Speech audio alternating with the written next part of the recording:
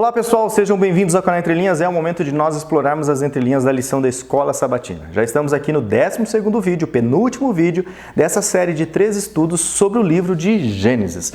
Hoje nós vamos continuar explorando a história de José, né? Muitos aqui no comentário que vocês vão ver daqui a pouco gostam da história de José e hoje nós vamos ver José, príncipe no Egito, ok pessoal?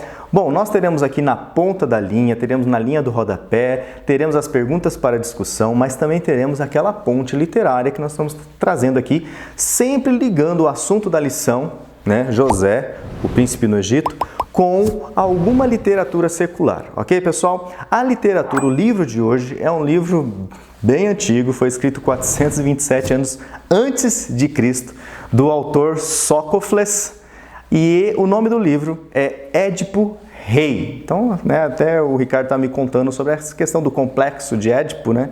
Nós vamos aprender hoje.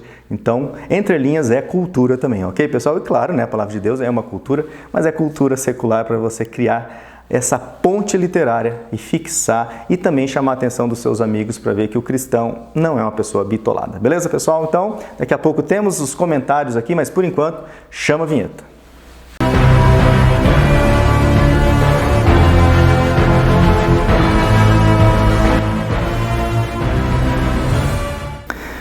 Bom pessoal, este é o momento então de nós conferirmos aqui nos comentários das entrelinhas, lá naquelas Olimpíadas dos comentários.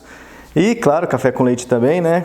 Quem ganhou aqui foi o mnemônico jurídico, na verdade é o perfil do Ricardo. Primeiro comentários, primeiro like. Aí segundo foi a minha sogra, a Esmeralda Viana, comentando. E ela não só comentou, né? Segundo, mas também deixou um boa tarde, um bom dia, boa noite a todos abençoados. Abençoada lição para todos os dias da semana. Te agradecemos, meninos valiosos. Obrigado a vocês por essa disposição tão valiosa. Valeu, sogrinha. Shirley Barros, a terceira a comentar aqui nas Olimpíadas. Amo as entrelinhas do Ricardo, muito legal. Wilson Oliveira, gosto muito da história de José e vamos ter mais história de José hoje, agora como príncipe do Egito, né? O Wilson também comentou feliz sábado, parabéns pela iniciativa, obrigado também por sua iniciativa de comentar, Wilson, porque isso ajuda bastante o conteúdo aqui no canal, o conteúdo do canal a ser promovido na plataforma. Edilza Nascimento, bom sábado a todos e uma excelente semana.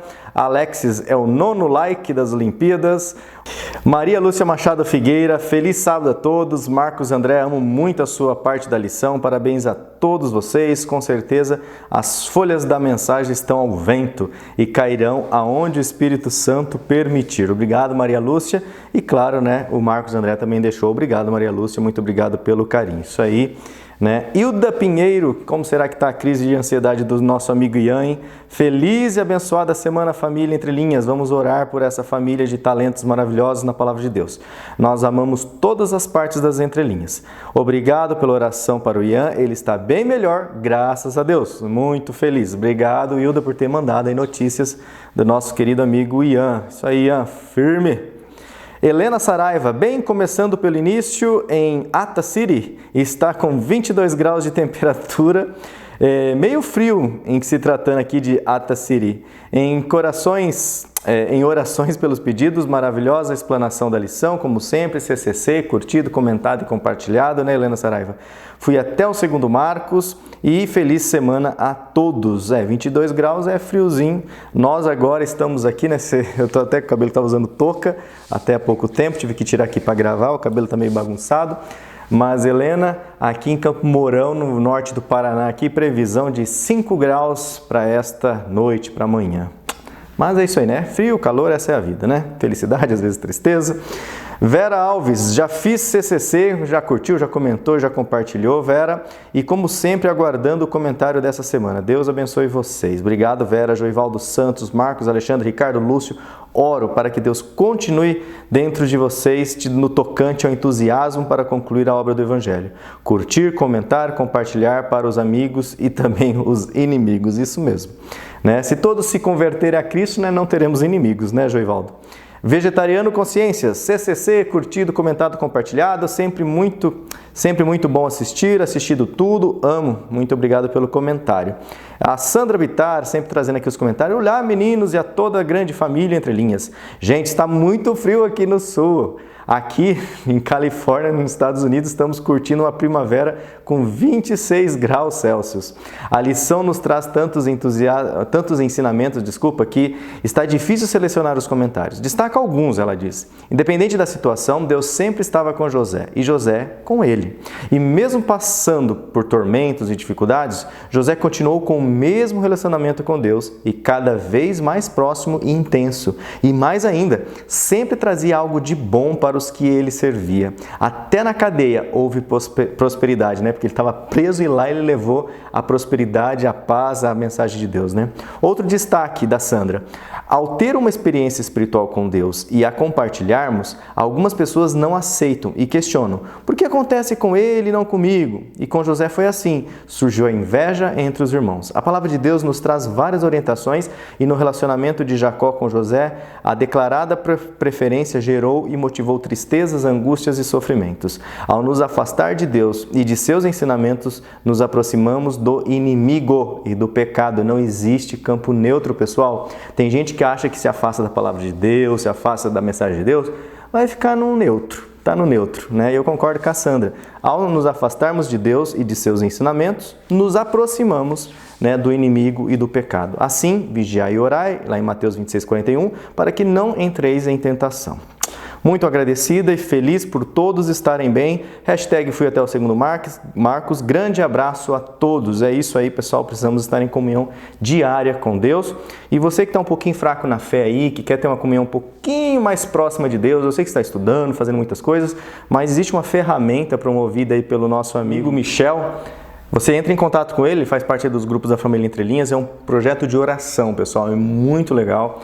Não é nada extenso, de 1 hora, 2 horas, não. É coisa assim de 10, 20 minutinhos. Toda manhã você pode aí se reunir, fale com o Michel, ele vai te orientar. Com certeza a sua vida também vai ser abençoada por esse projeto. Malu Escapim, comentários abençoados, sempre acrescentando muito conhecimento. João Cavaco, sempre deixando aquele super comentário. Deus seja louvado pelo testemunho aqui exposto e pelo espírito de paz e curador nesses tempos de guerra e de fome. Ele destaca aqui no item 1, José o preferido, o denunciador. Depois ele destaca José o gestor e a mulher de Potifar. E na conclusão ele diz assim: no fundo, Deus em José conseguiu o mais importante, partilharem o mesmo sonho, quer a sua tribo, quer uma nação, e vivê-lo e concretizá-lo. Haverá mais sonhos? Claro que sim, mas esses só apareceriam só depois dos outros concretizados. Jacó percebeu que a final do seu sonho da escada era constituído por escadinhas de outros sonhos que tinham por fundamento a Cristo Jesus. Após a crise da fome, todos os irmãos deviam ter voltado para Canaã, sob a direção de José, mas, pelo visto, conformaram-se com outro sonho, que foi o Egito, com consequências terríveis. Porque o sonho pode ter um inimigo, que é o próprio sonho, principalmente quando fazem instrumento de um final em si, e não meio, né? A seguir ao sonho, há outros sonhos, tal como Deus é constantemente criador. Tens bons sonhos na vida? Não te esqueças do Deus que tos dás, com o propósito de o conheceres pela fé, cada vez mais em ti, no próximo, no ambiente, no universo, para depois o encontrares finalmente face a face na eternidade, após o juízo na segunda vinda de Cristo. Deus abençoe, João Cavaco, IAS de Lisboa, Portugal. E é isso aí, né, irmão João? Tem muita gente esperando encontrar Jesus lá no céu, mas esquece de encontrar Jesus no próximo, né? Esquece de olhar para o próximo e buscar Jesus. E aqui ainda temos muitos comentários ainda para ler aqui, que dá tempo de muita gente comentar. Ilza Viana, nossa, Lúcio, que demais. Já pensou se o Marcos André consegue levar vocês 3 para Teresópolis, no Rio? Com certeza darei um pulo lá, porque é relativamente perto aqui da capital onde estou. Então, se Deus quiser, Ilza, olha, está nas mãos do Senhor aí. Se Deus quiser, um dia a gente encontra esse povo, coloca todo mundo junto. Denis Wilson Bizarre, ótimo conteúdo. Muito obrigado mais uma vez. Que Deus abençoe poderosamente vocês. Carlos Araújo Carlos, que é o nome do perfil dele. Olá, gosto muito da lição. Lá de, eu acho que Alô Maranhão, Caxias, se é assim, desculpa se eu estiver lendo errado, mas é Alô aqui de Caxias, MA. Rogério Luiz Silva Luiz, bom dia, professores, bora assistir a lição Restaurando Minha Espiritualidade. Que bom, Rogério, que esse conteúdo está ajudando a restaurar a sua espiritualidade. Pessoal, nosso muito obrigado aí pelo carinho, obrigado pelo seu comentário. Deixa eu só mandar um abraço também, até anotei aqui, Queria mandar um abraço para o Júlio César lá de Mandirituba. Eu estive lá visitando a cidade, eu não pude ir na igreja porque meu filho não passou bem a noite, mas minha esposa acompanhou uma amiga e ele encontrou minha esposa e falou assim, nossa, eu assisto Entre Linhas, eu sou inscrito, eu e a esposa, se eu não anotei errado, a Márcia, que é a esposa aí do Júlio César. Então, Júlio César, um abraço para você aí, para todos os irmãos aí da igrejinha de Mandirituba, beleza? Também queria mandar um abraço para meus amigos queridos lá de Maringá, faz tempo que eu não mando, eles também não comentam, mas a gente sempre lembra deles, Amanda Fiais, estou sabendo aí que se Deus quiser estar abençoando, seguindo a vida no caminho do Senhor, Amanda? Amanda é uma jovem que sempre fala, nossa, sempre que eu vou passar a lição, eu vou lá e estudo a lição dos velhos aqui, das entrelinhas, E também o Elis Sney, um amigo meu aí de Maringá, também muito querido, um abraço para ele. Beleza, pessoal? Se eu estiver esquecendo, depois no próximo vídeo eu tento lembrar. Então, vamos ao que interessa agora. Vamos chamar o nosso amigo aqui, o Marcos André. O Marcos, então, vai pegar essa lição, iniciá-la com uma oração e já trazer aqui o quadro na linha do rodapé. Então, Marcos André, agora é com você, parceiro. Olá, você que nos acompanha através do canal Entre Linhas. Eu sou o Marcos André e mais uma vez é uma satisfação estar aqui estudando a Palavra de Deus junto com você. Que bom que você aceitou o convite para estar aqui na nossa reunião, no nosso estudo semanal, na nossa igrejinha virtual que sempre se reúne aqui para estudar profundamente a Palavra de Deus, sempre atento às entrelinhas, sempre atento àquilo que o Senhor deseja nos revelar. Antes do estudo de hoje, como fazemos sempre, eu quero convidar você a orar para pedir a orientação de Deus. Vamos orar? Santo e bom Pai, muito obrigado pelo privilégio de estarmos reunidos aqui para estudar a Tua Palavra, e sempre com a certeza de que o Senhor tem nos orientado, de que o Teu Santo Espírito tem nos guiado para que possamos compreender aquilo que o Senhor deseja nos falar e também ser guiados para viver aquilo que o Senhor nos ensinou. Nós te pedimos pela Tua graça que o Senhor nos perdoe, que o Senhor nos encha do Teu Espírito mais uma vez e que principalmente, Senhor, que o Senhor nos preserve para o dia da salvação quando teremos o encontro com Cristo. É o que te pedimos por Jesus. Amém.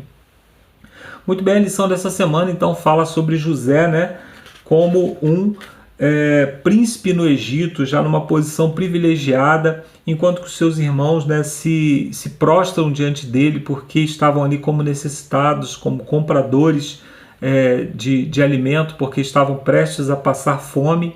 E nos mostra também o espírito nobre de José, que em nenhum momento se privilegiou, se utilizou desse privilégio, dessa sua posição privilegiada para humilhar ou para se vingar de alguma forma dos seus irmãos. O processo ali, pelo contrário, mostra que ele desejava restabelecer o relacionamento com os seus irmãos. Então nos mostra que José realmente tinha um caráter nobre, diferenciado, o que nos coloca aí a repensar algumas das nossas atitudes, talvez, e pensar também por que José foi selecionado para essa função. Nós identificamos ali nas atitudes dele por que Deus o separou para essa função. Logo no início aqui da nossa lição fala sobre a ascensão de José, sobre como José ele sabia o que fazer diante daquela situação, e ele agiu, ele falou exatamente quanto que deveria ser separado, como o faraó deveria proceder, o que fez com que o faraó reconhecesse nele não só o Espírito de Deus que o guiava, mas também um espírito de sabedoria, reconhecesse que José era um homem sábio e assim então promovendo José a uma posição elevada ali entre os seus governantes, abaixo do faraó somente José, estava José em primeiro lugar. E a pergunta então que fica aqui é a seguinte: de que maneira os outros deveriam ser capazes de ver, a partir do estilo de vida que levamos, quem é o nosso Deus, Então Deus ele foi revelado ali ao faraó pelo estilo de vida, pela maneira, pelo porte que José apresentou a ele, Então existem hoje muitas religiões, e as pessoas estão saturadas de religiões, cheias de regras, dogmas a defender. Então as pessoas estão procurando uma religião que seja relevante, ou seja, que mostre realmente que faz diferença na vida daqueles que a praticam. Então é isso que nós precisamos buscar. Nós precisamos uma religião que seja prática, que realmente aponte para o Deus a quem nós servimos e que mostre aos outros que ela nos transformou e que pode também transformar aqueles que estão ao nosso redor. Então a nossa vida, para muitas pessoas, é a única Bíblia que as pessoas vão ler, né? Aí aqui na continuidade fala como José confrontou os seus irmãos, né? E os irmãos inicialmente, né, foram acusados de ser espiões, né, ali na terra, e pode ser que eles realmente tenham sido confundidos dessa forma, já que eles se vestiam muito diferentes, né, os modos deles eram muito diferentes dos egípcios, né? Os egípcios se vestiam de algodão, roupas de algodão, né, estavam sempre barbeados, enquanto que eles provavelmente estavam ali com roupas de couro, né, ou de lã e barbudos, né? Então eles foram acusados dessa forma e José pediu ali uma prova de fidelidade, uma prova de que eles eram realmente autênticos, de que eles eram realmente quem diziam ser, né? E eles imaginaram imediatamente que Deus o estava punindo, né, pelo seu pecado do passado, né? Então eles voltaram, né? Isso nos mostra, né, que eles ainda estavam se sentindo culpados pelo que havia acontecido no passado, né? Aí aqui diz o seguinte: fazemos muitas coisas sobre as quais lamentamos. É possível compensar o que fizemos? Por que aceitar as promessas de perdão de Deus em Jesus é tão crucial, né? É óbvio que muitas coisas que nós fazemos, nós podemos recompensar as pessoas que nós ferimos, podemos nos desculpar, né? Mas muitas coisas não, muitas coisas nós não temos como voltar atrás, né? Então, confiar no perdão de Deus é fundamental para esses momentos, né? Especialmente as ofensas que cometemos contra Deus, né? Então é no perdão de Deus que nós encontramos, né, aí forças para prosseguir quando reconhecemos que somos pecadores e temos a certeza de que no perdão de Jesus Cristo nós temos o nosso passado apagado, né? José então encontra com Benjamim, né? Benjamim é levado e ali Benjamim ele serve ali como um parâmetro para que os outros irmãos pudessem revelar o seu verdadeiro caráter, né? Para ver se eles haviam se arrependido mesmo. José trata Benjamim de uma maneira especial, dando alguns privilégios a ele, né? Para ver se eles tinham ódio de Benjamim, assim como tinham ódio também dos privilégios de José no passado, né? Mas José ele não identifica que os irmãos estavam mantendo algum tipo de ódio. Pelo contrário, eles na fala deles ali, né, eles demonstram que estavam arrependidos, né? Então, para que possamos restaurar os nossos relacionamentos, né, quando somos traídos, quando traímos também, quando fazemos algo errado ou quando alguém comete um erro contra nós, é preciso que a gente tenha esse momento que José teve aqui com seus irmãos, né? José permitiu que os irmãos revelassem se realmente estavam arrependidos, né? Então o fato de perdoar, o fato de que José não guardava mágoa deles, né, não fez com que ele restabelecesse o relacionamento exatamente como antes, mas antes ele testou para ver se agora os irmãos eram dignos de confiança. Nós devemos também fazer dessa forma, né? Não permitir que as humilhações e os problemas do passado eles se repitam porque nós descuidamos, né? Não, precisamos sim perdoar, né? Isso é bíblico, mas não precisamos exatamente restabelecer os relacionamentos a partir dos parâmetros antigos. Podemos, então, permitir que o caráter das pessoas se revele para que possamos saber se realmente houve mudança, se houve algum tipo de arrependimento por parte das pessoas antes de restabelecer novamente os relacionamentos, né? Aí na quarta-feira fala sobre o copo, né? O copo que foi colocado ali na bolsa, né, de Benjamim, era o copo da adivinhação, né? Não que José realmente fizesse isso, né? Mas José permitiu então que os irmãos pudessem demonstrar se estavam dispostos a se sacrificar, se estavam dispostos a fazer algo por Benjamim, né?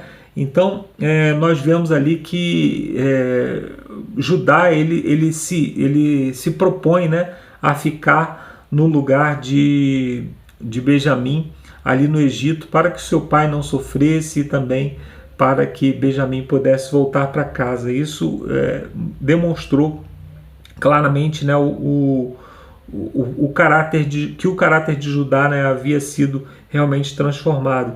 Que princípios de amor, conforme exemplificados na resposta de Judá, está implícito no processo de substituição. Como esse tipo de amor explica a teologia bíblica da salvação, né? Então, o que Judá fez ali é o que Cristo faz por nós, né? Cristo nos vê como condenados à morte e ele nos substitui, ele aceita estar no nosso lugar, né? Então, a teologia bíblica é baseada nesse princípio, no princípio da substituição, no princípio de que Cristo fez aquilo que nós não poderíamos fazer por nós mesmos. Então, diante dessas atitudes todas, né, diante de toda essa observação, José finalmente ele se revela, né? E José estava então em uma comunhão tão plena com Deus, né? E estava tão certo da sua missão que ele tinha a cumprir, que ele não desejou vingança, não desejou nenhum tipo de reparação, ele simplesmente abraçou seus irmãos, chorou com eles, né? Mostrando que quanto mais nós nos aproximamos de Deus, mais nós temos então facilidade para perdoar. Então José ele foi gentil com seus irmãos. Como podemos ser gentis com aqueles cujo mal para conosco não teve um resultado tão bom como esse? Então às vezes nós ainda estamos feridos, né, por algo que alguém cometeu contra nós, né? Mas quando Deus nos chama a perdoar, Ele não nos chama a perdoar se a pessoa merecer, porque na verdade se a pessoa merece, ela nem precisa de perdão, né? Então Cristo ele nos perdoou quando nós ainda éramos seus inimigos, né? Ele nos perdoou sendo nós ainda pecadores. Então que possamos também, né, demonstrar esse mesmo tipo de atitude, né? Não, como eu disse, não restabelecendo relacionamentos, não exatamente depositando a nossa confiança, mas depositando o nosso perdão, estando dispostos a ajudar, estamos dispostos a estender a mão, mesmo àqueles que nos feriram, né? Isso é algo que vem de Deus, não é natural de nós, então somente Deus pode nos proporcionar isso. Bom, eu termino aqui essa minha participação e volto na parte de sexta-feira. Espero que você tenha um bom estudo agora com o Ricardo, com o Alexandre e com o Lúcio. E no final nos encontramos novamente para terminarmos com uma oração. Um abraço e até daqui a pouco. Valeu, Marcos. Obrigado aí pela sua oração, também por já trazer na linha do rodapé. O pessoal gosta, eu também particularmente gosto muito da sua fala. Ouço o vídeo que a gente compila aqui umas 2 vezes por semana, sempre estou pedalando, indo para o trabalho ou voltando de bike. Sempre tem um fone de ouvido aqui, dá pra gente ir ouvindo, é muito legal. Se a gente não ouvir essas coisas, vai ouvir outras porcarias, né, pessoal? Então vamos ouvir a palavra de Deus, ouvir os comentários aqui dos Entre Linhas. Bom, agora nós avançamos então na ponta da linha. O Ricardo vai trazer aqui para nós sobre o príncipe do Egito, José. E nas entrelinhas, né, o Ricardo vai trazer para nós o livro Édipo Reis, do autor, né, um autor não muito contemporâneo, né, o Sófocles, de 427 a.C., né, pessoal? Então, daqui a pouco o Ricardo e o Alexandre também vai trazer aqui na ponta da linha, de terça, quarta e quinta-feira. Então, chega aí, Ricardo, agora é com você.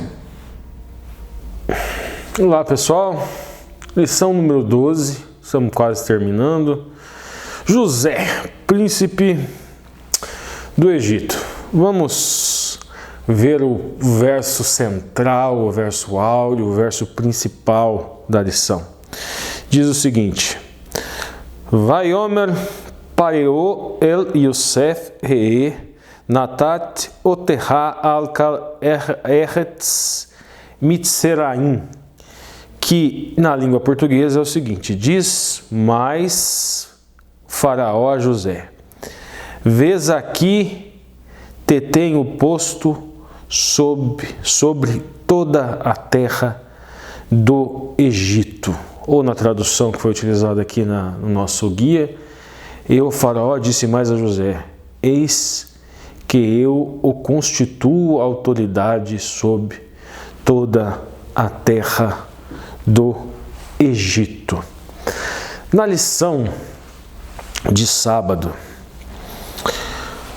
é feito não só um resuminho do que vai ser dito ao longo da lição, como se analisa um pouquinho aquilo que foi falado na lição anterior e mais ou menos nós vamos saber em que parte da Torá, da Bereshit, Torá Sefer Bereshit, o livro de Bereshit, o livro do Gênesis, que foi a tradução adotada pela Septuaginta, né, pelo texto grego,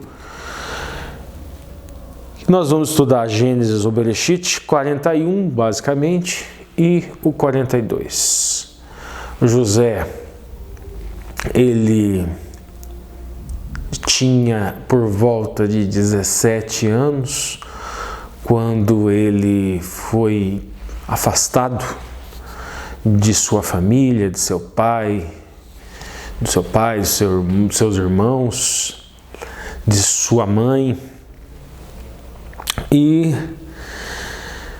agora, neste ponto, ele é o líder do Egito. Na lição da semana passada, nós vimos o tempo que ele ficou como sendo servo de Potifar. Nós vimos também a esposa de Potifar que armou um esquema e ele acabou sendo lançado na prisão.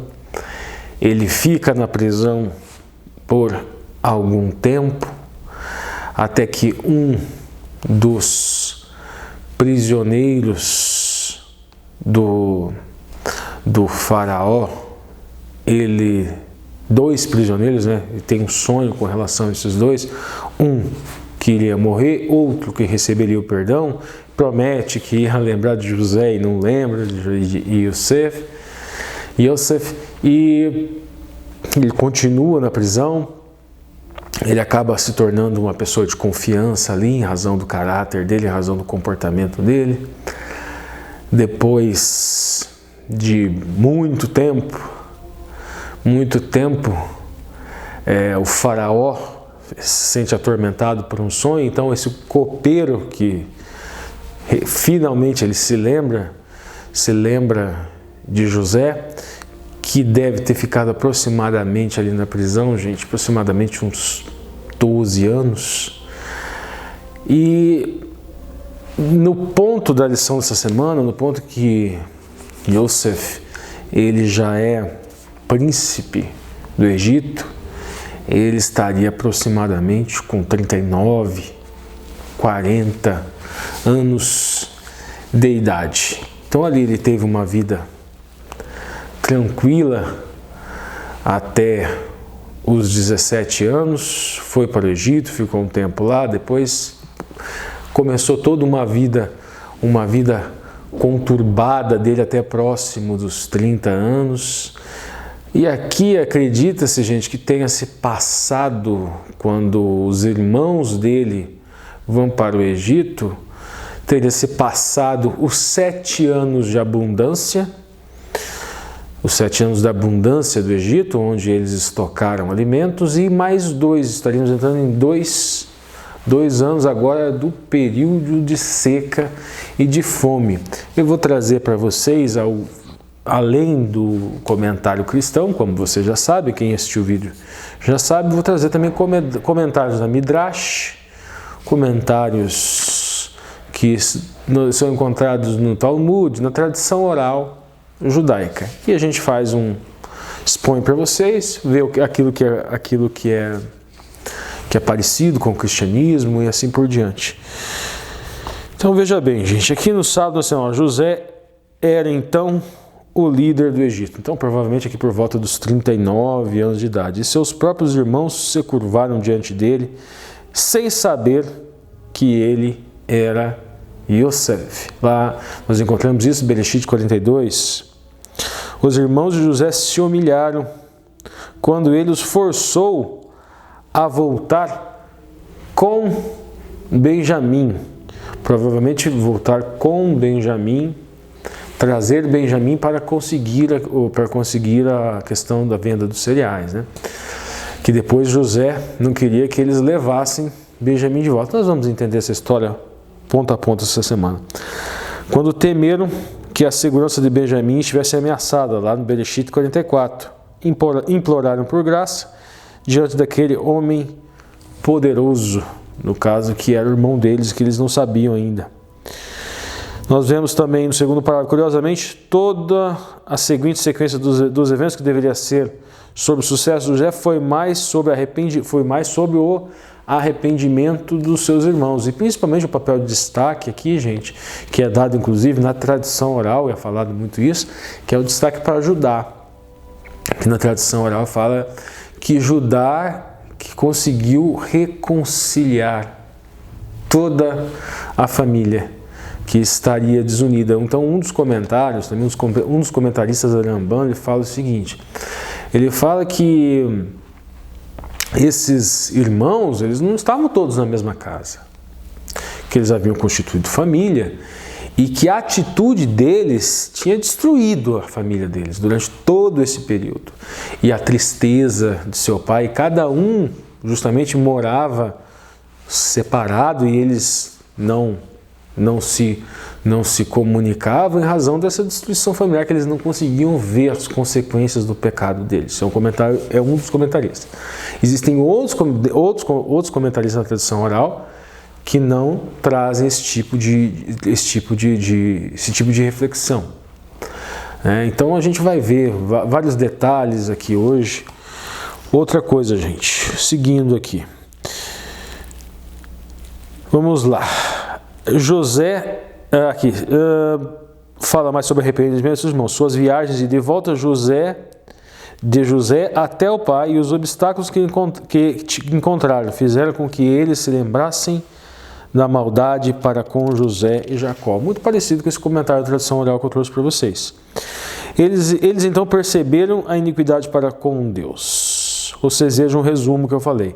Os irmãos de José viveram toda essa experiência como um juízo divino. No entanto, a conclusão comovente que os levou a toda lágrima e alegria, obviamente, quando expiaram seus pecados, José perdoou os seus irmãos. E nós vamos então, gente, aqui para a lição de domingo, a ascensão de José ao poder. E é onde nós vamos estudar o Bereshit 41, o capítulo 41, Gênesis 41. No primeiro parágrafo aqui, um detalhe interessante que o autor pontuou, que nós encontramos também respaldo na tradição oral judaica, é um comentário obviamente cristão, que o nosso guiazinho, para quem não é adventista e está assistindo o vídeo, é um comentário típico cristão, que eu estou sempre fazendo paralelo com os comentários judaicos. Diz o seguinte: para José, os sonhos do faraó revelaram o que Deus estava prestes a fazer na terra. No caso, ele teve um sonho com a revelação era 7 anos de vacas gordas e 7 anos de vacas magras, 7 anos de abundância e 7 anos de seca. José, no entanto, não pediu ao faraó que o faraó simplesmente acreditasse. Ele fez uma resposta imediata. Inclusive, os estudos judaicos, eles ressaltam muito isso. José seria o primeiro economista que se encontra um relato mais antigo de um economista. Inclusive, vi um vídeo há pouco tempo, inclusive, de um judeu comentando que o José teria alcançado aquele comunismo utópico. Vou trazer os passos a passos para vocês dessa exposição aqui nesse vídeo também, do que foi desenvolvido nesse estudo, isso um comentário judaico, dentro do judaísmo. Vamos lá, ele propôs um programa econômico. A parte econômica do discurso de José foi mantida por Faraó, que estava interessado nessa estratégia. Bom, gente, eu vou ler o texto primeiro para vocês, para depois trazer o comentário da tradição oral, que leva àquela conclusão de que José teria alcançado aquele comunismo utópico e quando ele teve a chance na mão, diferente de Stalin, inclusive foi esse o comentário de quem estava conduzindo o shiur, diferente de Stalin, ele, como era um tzadik, como era um homem justo, ele agiu de uma maneira bem diferente. Vamos lá, vamos ler. 37, 41, 37, vamos lá. E a palavra foi boa aos olhos do faraó. Vamos ter que entender um pouquinho antes, gente, para entender que palavra que foi essa. O que José falou? Vamos lá. A proposta de José: portanto, se preveja agora de um varão entendido e sábio e ponha sobre a terra do Egito. Nós vemos aqui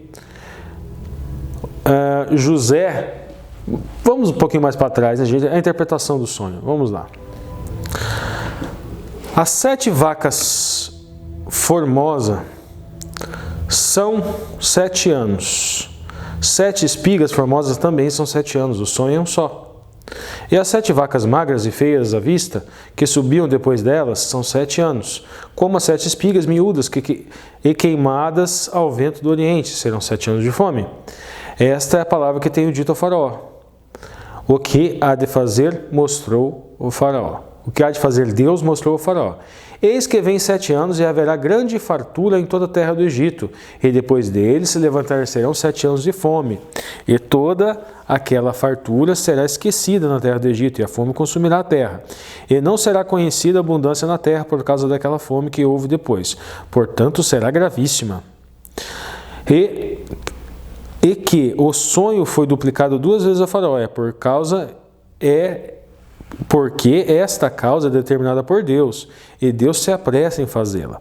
Portanto, e agora aqui vem o lado do Yosef, economista, e o plano econômico dele. Diz o seguinte: portanto, se proveja agora de um varão entendido e sábio, e ponha sobre a terra do Egito. Aqui, Veatá, Ire, Fareo, Ish, Navon, Verhan, Vestehu, Al-Aretz, Mitzeraim. E aqui tem uma duplicidade de traduções. Alguns, e mesmo a tradição oral judaica, eles dão 2 visões diferentes sobre esse texto. Alguns falam o seguinte, que aqui José teria dito: arrume alguém para um sábio entendido para colocar para cuidar disso daí. Em outras fazem a tradução que ele estaria se referindo ao próprio faraó. Não, você que é um sábio entendido, você faraó que é um sábio entendido, tome conta disso. E aqui nesse ponto, antes de eu seguir nos versículos, eu já vou trazer alguns detalhes de como foi isso. É óbvio que foi que José, que foi o escolhido. E na tradução oral conta alguns detalhes. Porque pense o seguinte, gente, vamos refletir. Primeiro, ele era estrangeiro, ele era hebreu, não era egípcio. Então, a tradição oral fala que quando ele chegou lá para os ministros, ele fala: não, mas ele é um estrangeiro, escravo. Além de estrangeiro, escravo. Segundo, prisioneiro, criminoso, condenado. Era um estrangeiro, um escravo e um criminoso. Estava preso na cadeia. Como agora ele sai da cadeia direto? Então, não houve, segundo a tradição oral, fala que não houve uma aceitação muito grande com relação a esses ministros. Houve muito conflito, houve muito disse-me-disse, não foi tão fácil assim. Mas o que teria na cabeça do faraó é que todos os outros sábios teriam criado datas. Não, a interpretação é essa, isso vai acontecer daqui a 50 anos, coisa da... E Moisés não, José disse, não, que isso começa agora. Daqui já vai começar, vão ser 7 anos de abundância e depois acaba a abundância, 7 anos de fome. Então, o faraó poderia ver aquilo se cumprir em pouquíssimo tempo, ou se cumpre ou não. Bastava no mês seguinte não ter abundância, pronto. E aí, como é que você me falou? Não estou vendo abundância nenhuma. Então era algo que se cumpriria, seria fácil de ver se era ou se não era. E o faraó ele não estaria também obrigado a seguir os conselhos de seus sábios que não interpretaram o seu sonho satisfatoriamente. Então, seguindo, gente, disse o faraó a seus servos: acharíamos um varão como este, em que haja o Espírito de Deus? Detalhe, lá no começo do sonho, lá no começo do episódio, na Torá nós vemos que Yosef ele fala que isso não está em mim, isso vem de Deus. Mas agora olha a fala do faraó aqui. Depois disse o faraó: pois que Deus te fez saber tudo isso, ninguém há tão entendido e sábio como tu.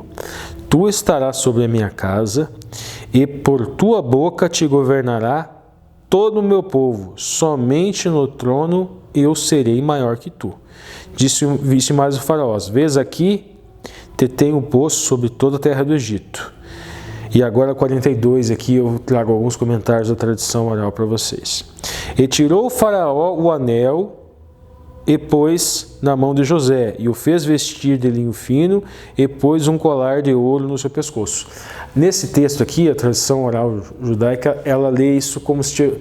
Alguns entendem que isso foi de imediato, tudo de uma vez, outros entendem que isso foi espaçado, que isso levou algum tempo. Que primeiro ele tirou o anel da mão e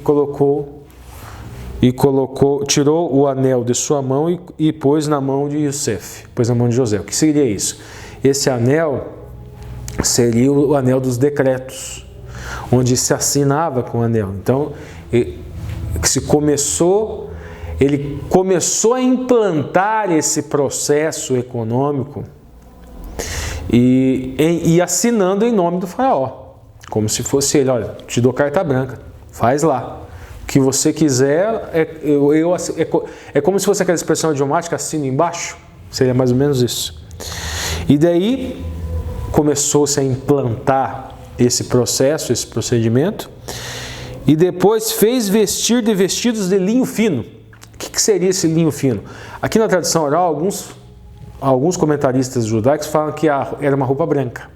Roupa branca seria como se fosse uma veste sacerdotal. Outros fazem um paralelismo e falam que essa roupa seria colorida, como aquela roupa que ele teria recebido do seu Yaakov, seu pai, lá atrás, que fez o ciúme, que gerou todo aquele ciúme para o seu irmão. Então tem essas duas interpretações dentro da tradição oral judaica. E pôs um colar de ouro em seu pescoço, também o símbolo de nobreza. Um detalhe aqui do linho, gente. Raciocinemos o seguinte: linho era uma veste de honra para os egípcios, era uma roupa que denotava honra. E o povo hebreu se vestiam com o quê? Lembre-se, era um povo pastoril, então provavelmente se vestia de lã. Tem uma mitzvah, não misturar linho e lã. Tem um mandamento, não misturar linho e lã. Ocorre que o Kohen, Gadol Kohen, na veste sacerdotal, ele mistura linho e lã. Então vocês percebem? Qual seria a alegoria que nós tiraríamos ali que poderia trazer um ensinamento? Uma Edá, uma Haggadah. Linho, símbolo do mundo gentílico. Lã, símbolo do povo hebreu, Ivrim. Ao cidadão que não é sacerdote, não era para se misturar o linho com a lã. Ou seja, nessas diásporas, isso talvez seria um símbolo de não serem assimilados pela cultura pagã e perder a identidade hebreia e perder o vínculo de identidade com o Eterno. E aquele que era Kadosh, aquele que era separado, aquele que era Kohen, que era o sacerdote, que tinha uma missão sagrada para todo o mundo, seja ele judaico ou gentílico, a ele poderia misturar o linho e a lã. E no comentário cristão, entende-se que Yeshua HaMashiach teria este papel em seu ministério, de unir gentios, ou seja, o restante do mundo não judeu, com os judeus, a linhagem de Judá, a linhagem de Jacó, a linguagem de Isaac, a linguagem de Abraão. Então vamos lá, seguindo. E o fez subir no segundo carro que tinha, e clamavam diante dele: ajoelhai. Assim o pôs sobre toda a terra. Como seria isso? O carro do faraó andaria em um lado, e seria um carro que andaria ao lado do faraó. Vamos lá. E disse o faraó a José: eu sou o faraó, porém sem ti ninguém levantará a sua mão ou o seu pé em toda a terra do Egito. E chamou o faraó o nome de José de Safenat Paneia. Isso é um nome egípcio, isso não é um nome hebraico, que significa aquele que interpreta sonhos, seria mais ou menos isso. Deu-lhe por mulher Asenate, filha de Potiferá, sacerdote de On, e saiu Yosef por toda a terra do Egito. E José era de idade de 30 anos quando esteve diante da face do faraó, rei do Egito. E saiu José da face do faraó e passou sobre toda a terra do Egito. O que seria isso aqui, gente? Isso aqui seria mais ou menos assim. Esse texto também se interpreta que houve um grande tempo, não é que o faraó teria levado ele para cada um de seus ministros, para cada uma de suas regiões, e mostrar: olha, tá vendo? Esse daqui é Yosef, ele é meu braço direito, ele é o príncipe do Egito, vamos dizer. É ele que está conduzindo todo esse processo. E a terra produziu nos 7 anos de fartura a mãos cheias, e ajuntou todo o mantimento dos 7 anos que houve na terra do Egito, e guardou o mantimento nas cidades, pondo nas cidades o mantimento do campo que estava ao redor de cada cidade. Assim ajuntou José muitíssimo trigo como a areia do mar, até que cessou de contar. Portanto, não havia numeração. E nasceram os 2 filhos. Depois eu falo isso, que aqui logo no finalzinho da lição tem uma questão sobre esses 2 filhos. Vamos falar um pouquinho do comentário da tradição. Primeiro, como teria funcionado isso?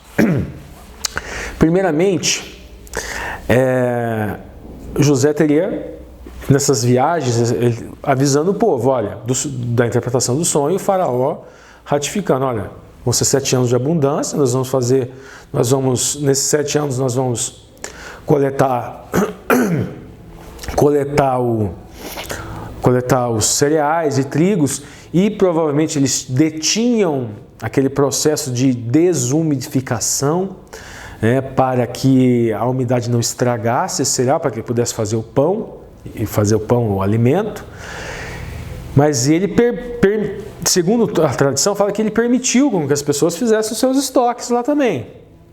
Só que ele iria fazer, o Estado iria fazer essa estocagem. E conta o comentário judaico, na tradição oral da Midrash, que ele fez isso, e as pessoas particulares fizeram também. Mas no primeiro ano eles tinham o alimento. Já no segundo ano esse alimento teria apodrecido, acabado para alguns, porque não estocaram o suficiente, e para outros ele teria apodrecido no celeiro. Então chegaram essas pessoas chegam então a Yosef, e eles falam: não, acabou.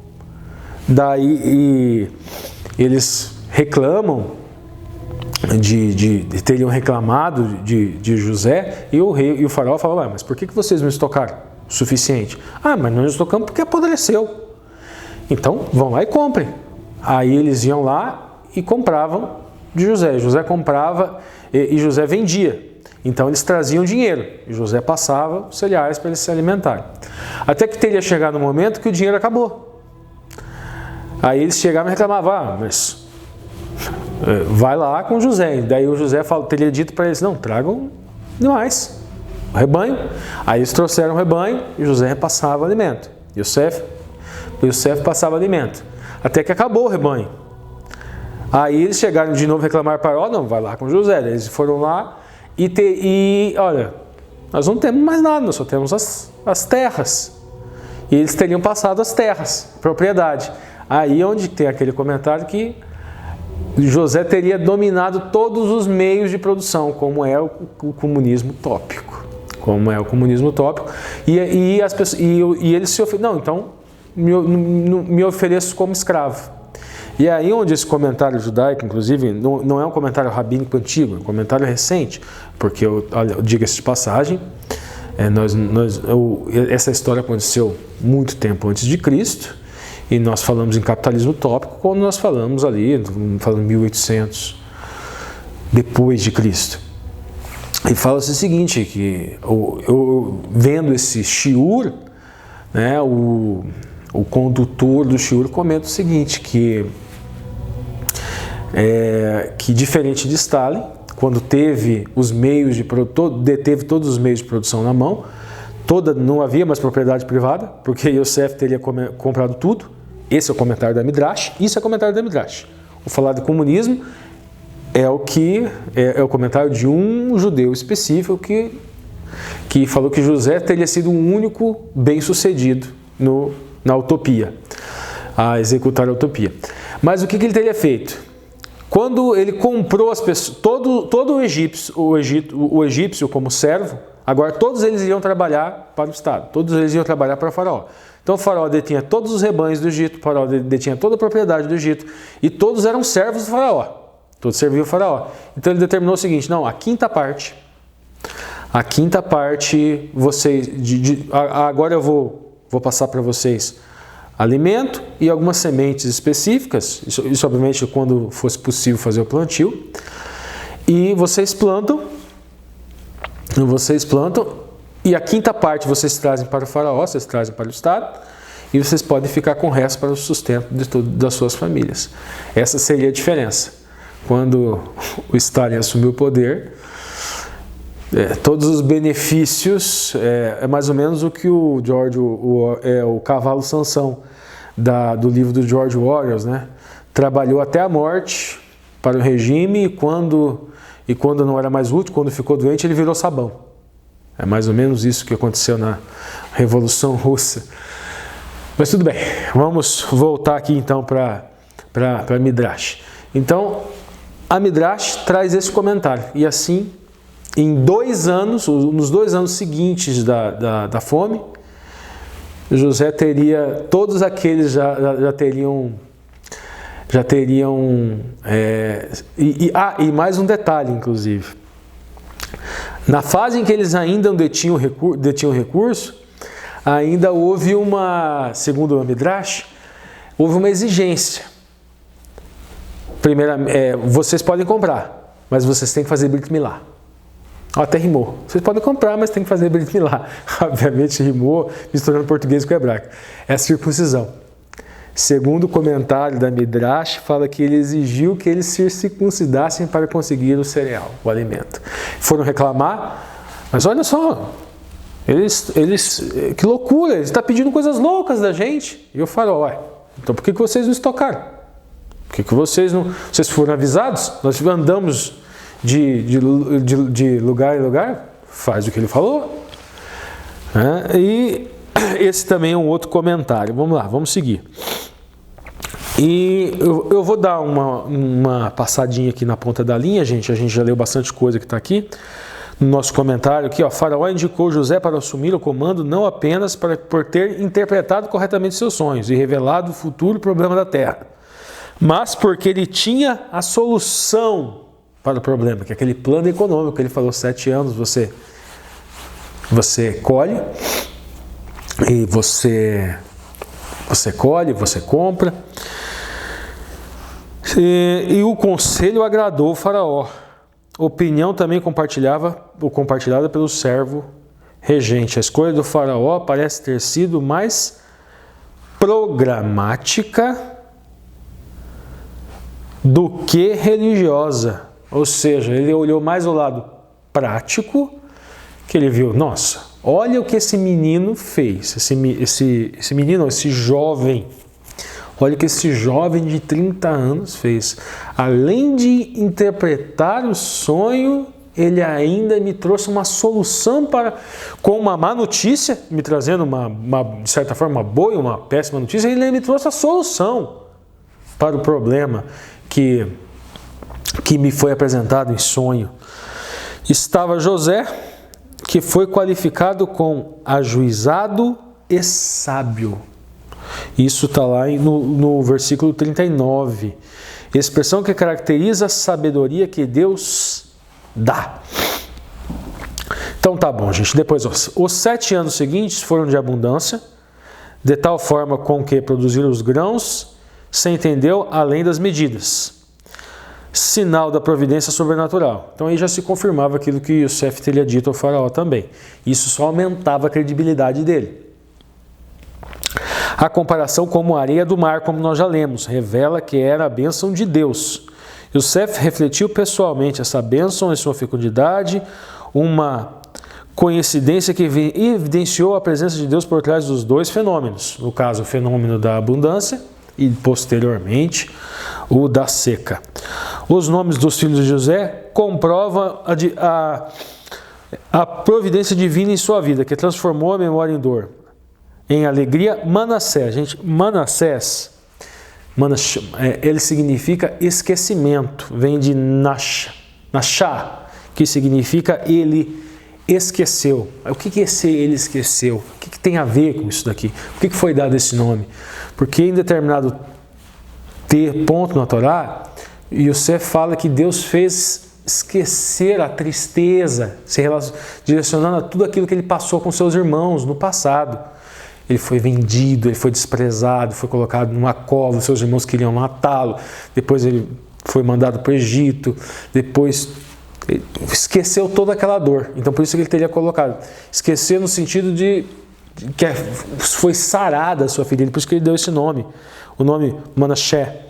E depois a antiga aflição em bênção, Efraim. Efraim significa fértil, aquele que multiplica. Vocês percebem com os 7 anos de bênção, de fertilidade. Então tem uma conexão aí com os dois tempos históricos do texto. Chamou seu primogênito de Manassés, porque disse: Deus me fez esquecer de todo o meu trabalho e de toda a casa de meu pai.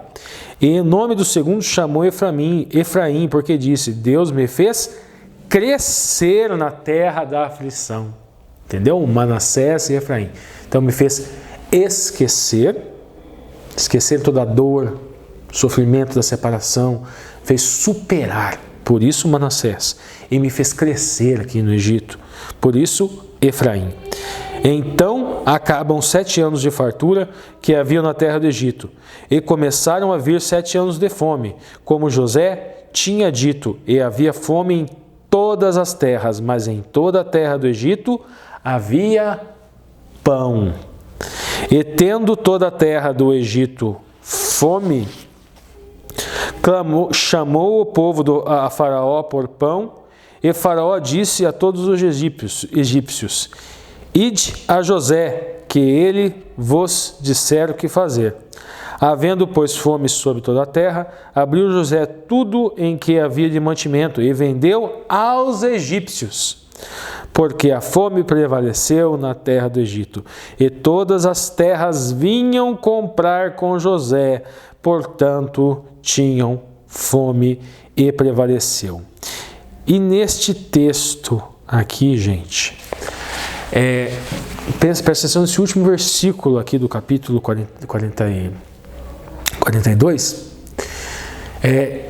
e vinham mercadores. Então aí a tradição oral tem uma questão aqui, fala o seguinte, que os irmãos de José e Jacó, eles tinham recursos, eles não eram pobres, necessitados, então eles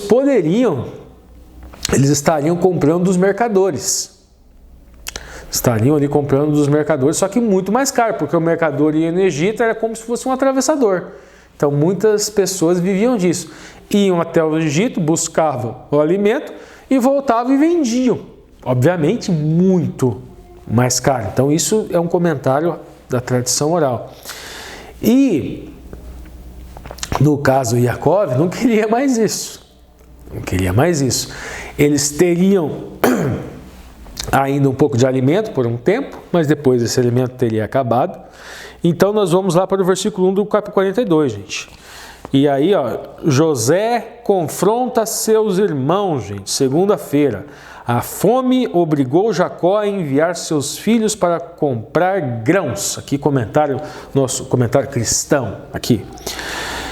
Ironicamente, foi Jacó que iniciou o projeto de comprar cereais. E é isso que nós vemos no primeiro versículo. O infeliz ancião, vítima das circunstâncias, além de seu controle, sem saber, pôs em movimento a incrível cadeia de eventos que o levaria a reencontrar o seu filho. E aqui há um paralelismo, gente. Nós devemos notar. Qual é o paralelismo, gente? Yaakov, e inclusive aqui no texto se começa. Não se fala, ó, vocês notem o seguinte, gente. Vendo então Jacó. Por que não é vendo então Israel? Então há um comentário também na tradição que vai falar com relação a esse possível paralelismo. Porque Jacó, ele teria, enquanto Akev, enquanto enganador, como foi acusado por Esav, seu irmão, né? E tendo essa fama de enganador, e Acav, o torto que enganou o seu irmão, mas a consequência disso foi justamente exílio, paralelismo com José.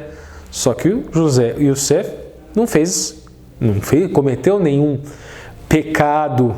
Quem cometeu os pecados foram os seus irmãos. Eles é que cometeram, eles que venderam, que queriam matá-lo. Agora, aqui a tradição oral, alguns comentaristas falam que uma consequência, Jacó pagou uma consequência dos seus atos, aqui mesmo na terra. Ele ficou afastado todo aquele tempo e ele teria tido, o comentário da Midrash é o seguinte, que o seu pai falou para ele ir e procurar uma esposa. E sua mãe falou para ele fugir de Esav, que poderia matá-lo. Mas era para ele ficar pouco tempo. E ele fica 7 anos e teve direito a Lia. E depois mais 7 para Raquel, já falamos 14, e mais algum tempo ainda para o rebanho. Teria ficado muito tempo longe dos seus pais, que não seria necessário ter ficado tanto tempo longe, que ele já poderia ter voltado antes, e que ali ele estaria pagando por esse erro, e agora teria sido se afastado do seu filho. Ocorre que, né, gente, tudo bem, é um comentário, mas venhamos e convenhamos, José não tinha nada com isso, né? Não tinha responsabilidade nenhuma, e ele ficou afastado de seu pai. Ficou afastado do seu pai por todo esse tempo. Alguns falam que isso é determinismo, mas não vamos entrar nesse ponto. Vamos lá, vamos seguir. Disse mais: eis que tenho ouvido que há mantimento no Egito. Descei até lá e comprai o trigo para que vivamos e não morramos. Então desceram os 10 irmãos de José para comprarem trigo. Aqui é aquele comentário. Diz que eles não moravam na mesma casa, né? Diz que o Yaakov foi que juntou todos eles e mandou, vão. E por que teriam ido os 10? Primeiro comentário que a tradição oral fala. Teriam ido os 10 justamente porque foram os 10 que mandaram José embora, que venderam José. Teria ido os 10 porque Yaakov também era uma forma dele unir a família. Não, vão mandar todos de uma vez para que todos tenham mantimento em suas casas. Tragam mantimento para suas famílias. Terceira, teria o dos 10 porque a viagem era perigosa e Yaakov teria medo que, assim como Avraham, o seu avô, quando ele foi para o Egito, que poderia ter algum tipo de perigo. Então, indo 10, então no caminho um protegeria o outro. Então, também teria essa interpretação. Continuando. A Benjamim, porém, irmão de José, não enviou Jacó com as suas irmãs, porque dizia, para que não suceda, porventura, alguma desastre. Assim vieram os filhos de Israel para comprar entre os que vinham lá, porque havia fome na terra de Canaã. José, pois, era governador da terra do Egito, Shalit. Essa expressão, gente, Shalit significa governador, governante, senhor ou chefe. Hashalit al-Aaretz é o governante da terra. Ele vendia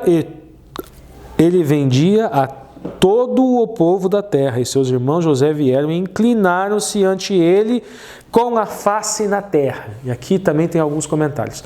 Nós temos, por exemplo, o comentário de Irash, que fala que aqui teria se cumprido aquele primeiro sonho profético que o Sef teria. Qual? Aquele dos feixes de trigo que se curvaram. E que não teria se cumprido o segundo sonho, que seriam as estrelas, o sol e a lua, que no caso seriam os irmãos e o pai e a mãe. Porque os pais não estavam aqui. Não tinha, o Jacob não estava aqui. Então, fica também... Agora, Ramban fala que não. Fala que os dois sonhos se referem à mesma coisa. E não que o dos feixes de trigo se refere aos 10 irmãos e que o outro se refere ao pai e à mãe. Porque você não encontra, propriamente na Torá escrita, um momento em que nós vemos Jacob que se ajoelha aos seus pés. Mas é possível que isso tenha acontecido, só simplesmente não está ali expressamente na Torá escrita esse momento. Mas vamos lá, vamos seguir. Então temos esses dois comentários. E José, vendo seus irmãos, conheceu-os, porém mostrou-se estranho para com eles, e ele falou com eles asperamente e disse-lhes, de onde vindes? E eles disseram, da terra de Canaã, para comprarmos mantimento. José, pois, os conheceu, mas eles não o conheceram. E aqui um detalhe, gente, por que eles não o conheceram? Trazemos algumas coisas para você. Aí o comentário da tradição oral fala o seguinte. Primeiro, porque José por fora era totalmente egípcio. Aí tem um comentário de Ramban também que fala que ele estava com barba. E ele não tinha barba quando ele teria saído de Israel. Então isso já teria modificado. Outro comentário fala que ele se ocultou. Então ele teria pegado, talvez coberto um pouco o rosto, coisa e tal. E ele teria falado em egípcio. E com um tradutor, com eles, para se ocultar, e ele teria falado com aspereza, coisa que os irmãos nunca tinham ouvido José falar, que ele sempre foi uma pessoa mansa, então também teria ocorrido isso para se ocultar. Um detalhe aqui interessante, gente. Lembra que eu falei lá dos ministros? Que na tradição oral fala que o faraó levou ele aos ministros para que eles fossem aceitos, e houve uma relutância dos ministros lá atrás para que eles fossem aceitos. Além do fato de que o faraó não teria que dar muita satisfação para eles, a tradição oral, gente, fala que José teria passado com uma coisa parecida como se fosse um concurso. Midrash fala isso. Onde trouxeram vários sábios e ele foi submetido a idiomas, um teste de idiomas. E os sábios falaram o seguinte, olha, você precisa saber os 70 idiomas. Nós temos lá na Torá, gente, a linhagem de Noa, e você conta aquelas linhagens, vão dar 70 nações e 70 idiomas que existiam até aquele período. E o Sef saberia falar todos, segundo a Midrash, aqueles idiomas e um a mais. A língua sagrada, Lashon Kadosh, Lashon HaKadosh, a língua sagrada, que, segundo alguns comentaristas, um comentarista, Ramban, ele diz que este teria sido ensinado pelo seu pai Jacó, porque ele teria a intenção de passar a primogenitura para ele. Então ele teria sido ensinado nos ensinamentos de Shem, no caso Sem, e segundo seu comentário judaico, a Torá de Noa, que seria a Torá que é destinada a todo o mundo, com a mitzvah de Noa para todo o mundo. E por isso que ele foi para o Egito, e por isso que ele detinha esta capacidade, que segundo alguns comentaristas dizem que isso teria sido Jacó que teria ensinado. Dentro do judaísmo tem um outro entendimento que fala que não foi Jacó, que teria vindo isso do próprio Eterno, teria vindo esta capacidade de línguas, de falar 71 línguas. E por isso aqui, agora o que tem a ver com isso? O Jacó dominava, já seja por ter sido instruído por José dominava, seja por ter sido instruído por Jacó, seja por inspiração divina, seja porque estava há muito tempo no Egito e aprendeu a falar perfeitamente o idioma e se caracterizou também, e as roupas, as vestes perfeitamente. Mas ele sabia falar egípcio. Um outro detalhe também que a tradição oral nos traz, nós lemos agora há pouco um texto, gente, que fala sobre a esposa, né, que ele casou com uma esposa egípcia. A tradição oral fala que ela era hebraica, que ela era hebreia, ivrim, e que ela era da parentela, inclusive, de Jacó, seria uma sobrinha dele, filha de Diná, que teria sido fruto daquele ato de... A tradição oral judaica fala que é um ato de violência. A gente teve comentário na semana passada, a gente já falou disso, que a expressão ela pode significar muitas coisas, mas que a tradução mais aceita dentro do cristianismo, dentro do judaísmo, é que foi um ato de violência. Mesmo que ele tenha conquistado e seduzido o coração dela depois, que é o que nós vemos logo depois abaixo, no outro versículo. Mas tá, Diná, que seria irmã de José, filha de Jacó, teria tido uma filha, fruto daquele ato, e essa filha teria, de alguma maneira, ido ao Egito e ficado aos cuidados de um pai adotivo egípcio, que é encontrado aqui no texto, Potifar. Continuando, gente. Então vamos seguir aqui no texto. Vamos seguir aqui na Torá. Então José lembrou dos sonhos que havia sonhado deles e disse-lhes: Vós sois espias, e aqui, segundo a tradição oral, falou com rispidez, e vistes para ver a nudez na minha terra. O que é a nudez? Os pontos fracos de minha terra. Dois tipos de espias. O primeiro espia é aquele que sonda os pontos fracos da terra, e o outro espia é aquele que sonda os pontos fortes. Ou seja, se a terra é boa ou não para ser dominada. Outro, aquele que sonda os pontos fracos para dominar, saber aonde atacar. E eles lhe disseram: Não, Senhor, mas teus servos vieram comprar mantimento. Todos nós somos filhos de um varão, somos bons, somos homens de retidão. Os teus servos não são espias. E eles lhe disse: Não antes vieste para ver a nudez da terra. E eles disseram: Nós, teus servos, somos 12 irmãos, filhos de varão de Canaã, e eis que o mais novo está com nosso pai hoje, mas um já não existe. Ou seja, está falando de José aqui, que não existe, que para eles talvez tivesse morrido. Então lhe disse José: Isto é o que tenho dito, dizendo, pois que sois espias, nisso sereis provados. Pela vida do faraó, não saireis daqui senão quando vosso irmão mais novo vier aqui. Enviai um dentre vós que traga vosso irmão, mas vós ficareis preso e vossas palavras serão provadas. E a verdade convosco e não pela vida do faraó. Vós sois espias e pô-los juntos 3 guardas durante 3 dias. E o terceiro dia disse a José: Fazeis isso e vireis, porque eu temo a Deus. E sois homens de... Se sois homens de retidão, que fique um de vossos irmãos preso na casa da vossa prisão, e vós ide, levai trigo para a fome de vossa casa.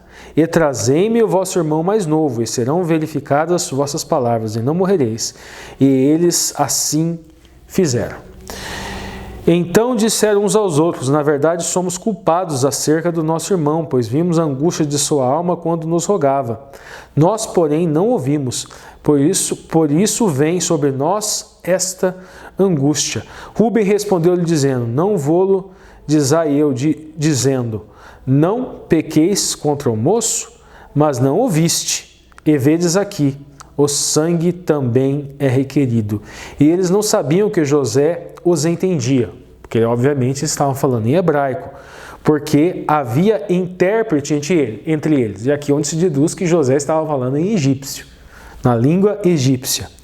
E retirou-se deles e chorou. José, no caso, retirou-se da presença deles e chorou. Depois tornou a eles, falou-lhes e tomou Shimeão dentre eles e amarrou-o perante os seus olhos. No caso aqui é o segundo filho. E ele ordenou José que enchesse os sacos de trigo e que lhes retribuíssem o seu dinheiro, cada um no saco. Eles disseram, eles dessem comida para o caminho e fizeram-se assim. E carregaram seu trigo sobre os jumentos e partiram dali. E abrindo um deles seu saco, para dar pasto ao seu jumento na venda, viu o seu dinheiro, pois eis que estava na boca do saco. E disse aos irmãos: devolverão o meu dinheiro e ele mesmo aqui no meu saco. Então lhe desfaleceu o coração e pasmavam, dizendo um ao outro: que isso que Deus tem nos feito? E vieram para Jacó, seu pai, na terra de Canaã, e contaram tudo o que tinha acontecido, dizendo: o varão, senhor da terra, falou conosco asperamente e tratou-nos como espias da terra. Mas disseram-lhe: somos homens de retidão, não somos espias. Somos 12 irmãos, filhos de nosso pai.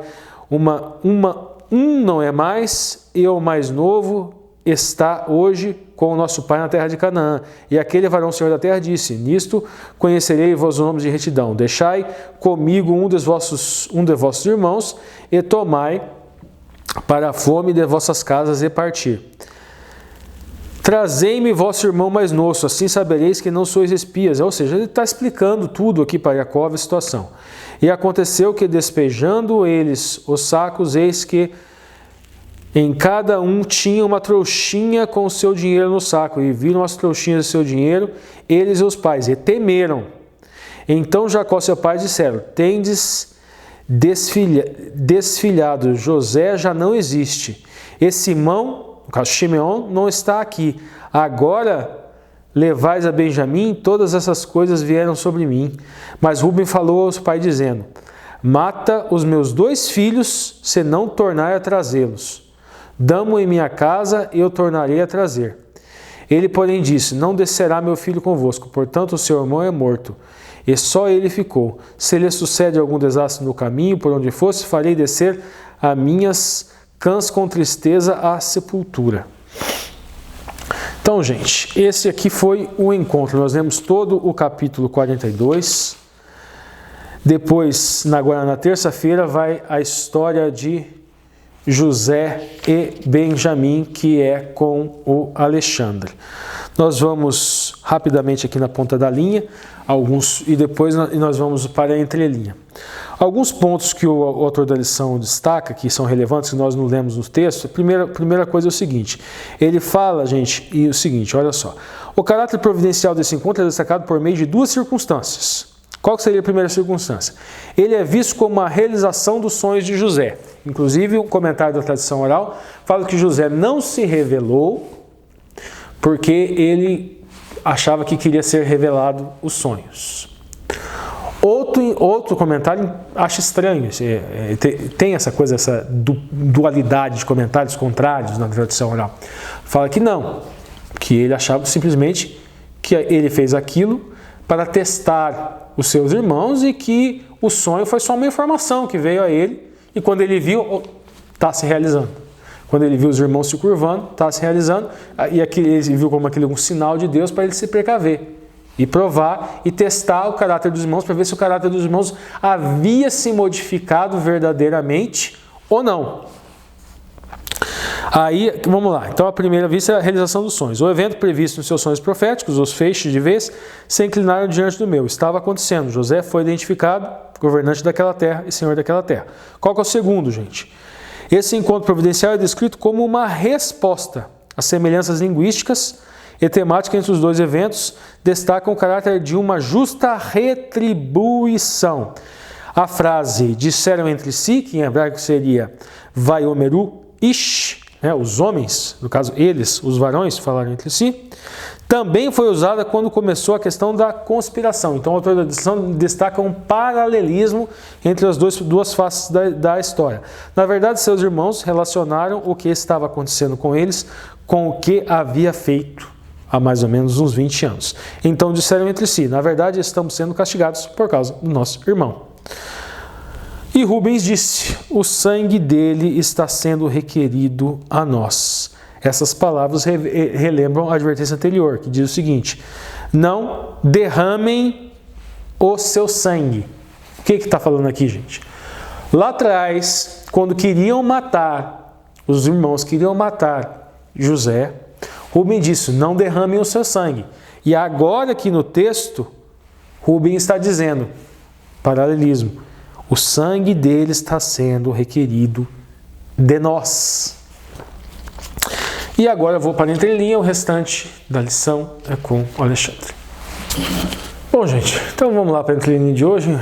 A gente já falou de livros bem contemporâneos, né, gente, como a Margaret Atwood, livro de 2019. E hoje nós vamos falar de um livro bem novinho, 427 a.C., Sófocles, o Édipo Rei. Bom, o Lúcio falou do Complexo de Édipo, então eu sou obrigado a falar o que é o Complexo de Édipo, né, gente?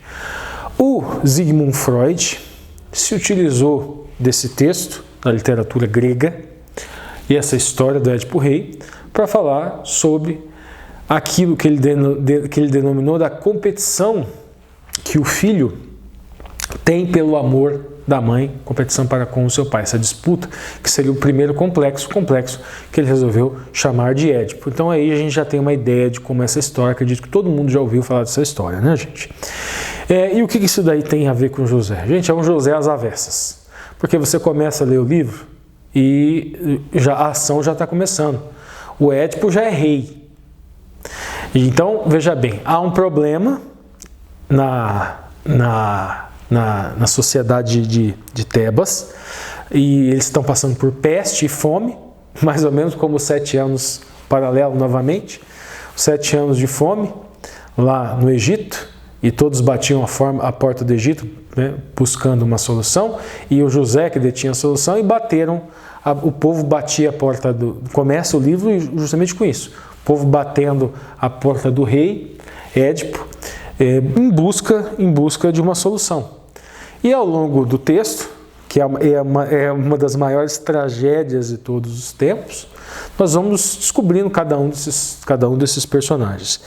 Então nós vemos ali o rei Édipo e a rainha Jocasta.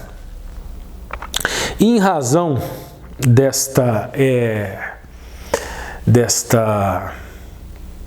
súplica do povo, ele se engaja para entender o que está acontecendo e manda o irmão de Jocasta, Creonte, junto ao oráculo de Delfos para buscar uma solução. E ele fala para o povo, né, sobre isso.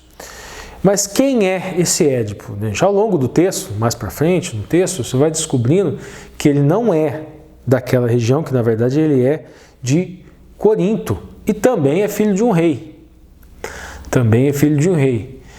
E o oráculo teria dito que ele mataria o seu pai, oráculo de Delfos, e ele se relacionaria com a sua mãe. Para fugir desse destino, então ele sai de Corinto E no meio do caminho ele encontra uma caravana com uma pessoa muito importante, muito grosseira, diga de passagem, e eles é tratado mal, ele se envolve ali num conflito e mata todas aquelas pessoas, que ele não sabia quem que era, menos uma pessoa que foge. Tá certo. Ocorre o seguinte, gente, que ele segue o caminho dele e naquela região aonde ele chega, existe uma esfinge que foi mandada ali pelos deuses e ela tem um enigma. E esse enigma e ela geralmente fala para os visitantes: decifra-me ou devoro-te. E ele decifra o enigma, e o enigma é o seguinte: qual é o animal que durante o dia anda sobre duas patas? Não, que durante a manhã anda sobre quatro patas, durante a tarde anda sobre duas e à noite anda sobre três patas. E a resposta, ele decifra, é o homem, que quando bebê ele engatinha, quatro patas, quando adulto duas, e quando velho, ou seja, à noite, duas pernas e a bengala. Ele decifra e a esfinge, ela se atira num despenhadeiro e ele acaba se tornando rei daquela região e casando com Jocasta. E a gente descobre essa história, né? E o rei Laios, que era o ex-marido, no caso, o ex-marido de Jocasta e rei, que foi morto, e os deuses eles estariam amaldiçoando o povo. Daí o Creontes vem e traz a informação que essa maldição sobre a terra era enquanto não encontrasse o culpado pela morte do rei Laios. E ele promete que vai encontrar. E ele vai atrás do profeta o cego Tirêmias, que inclusive a história dele, só a história desse profeta já daria uma outra história. Que ele é um profeta que passou parte da vida como um homem, outra parte da vida ele foi transformado pelos deuses e ele passou como mulher, depois como um profeta cego. É uma loucura. Mas tudo bem, isso é uma outra história. Então, esse profeta sabe quem é o assassino do Laios e não quer falar. E ele força o profeta a falar. Nós vemos aqui que mais um link também com o nosso José, né? Só que aqui no caso o José ele que era profeta e trazia a revelação para o rei, para o faraó. Mas prosseguindo, e até que ele fala: olha, esse assassino é você. Esse assassino é você. Ele fica indignado, eles brigam e depois ele volta e vai falar para Jocasta: olha, ele falou uma loucura, falou que eu era o assassino. E daí Jocasta, ela fala: não, esses profetas são todos malucos, os profetas são todos loucos.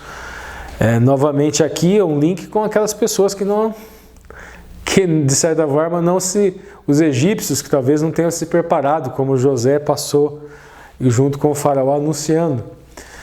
E até os irmãos de José que menosprezaram o sonho do Eterno, o sonho que o Eterno encaminhou a José, o sonho profético, né?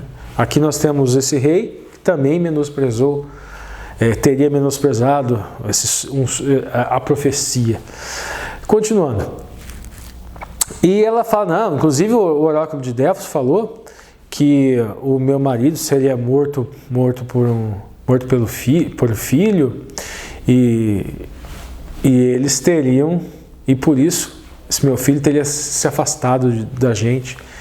E foi aí, então, aí chega nesse ponto da história que eles finalmente, depois de tanta investigação, que desde o começo fica clara a história, né? Édipo é filho de Jocasta e Laios. E aquele estranho que ele encontrou e que ele matou, na verdade era Laios, o pai dele. Só que ele não conhecia porque ele tinha sido afastado.